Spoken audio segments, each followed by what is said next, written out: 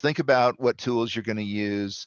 As I said, there are lots and lots of tools. Really look at that. Simplify the number of tools because you want to avoid confusion wherever you can. And adopt automated scheduling techniques. Some of them have that. I put that in because that is one of the features that I have seen personally and with clients that, they have. I use X.AI, and I have a bot that called Amy. Amy at X.AI goes out and schedules meetings for me, and I just include her in a conversational way in the meeting, and I find that very useful. There's lots of other things, Calendly, of course, being a common one. Master your application. So really understand the applications that you're doing. Converge on virtual escalation and conflict resolution. Reimagine key performance indicators. How are you measuring what people are doing? What does success look like for the organization? Are you letting people take the time that they need for themselves to figure out what's going to work for them to meet their goals, rather than you kind of dictating what the time frames are?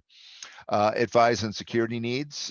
So that's an area where most people are not experts, even if they have great computing, high-end systems, they do gaming all the time. Security, from encryption to VPNs and other things like that, are probably not the top of their expertise. And so thinking about how do you give that acknowledgement and support for people, and an encouragement to disconnect. So giving people permission to not be online all the time.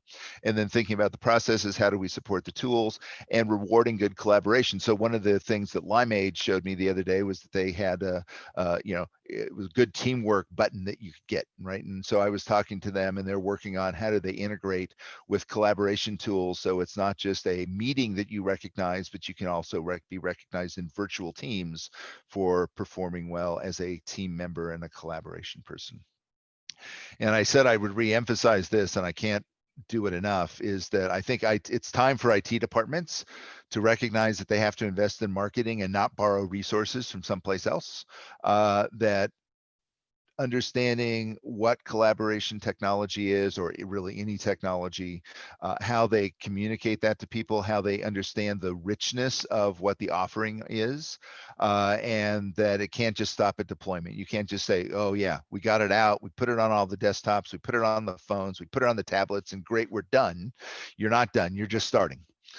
When you get deployment, you have to really think about people not just using the surface level of the tools, but really getting into how do they do that, and how do you help them rethink work, so that they're using the features of the technology that's being deployed.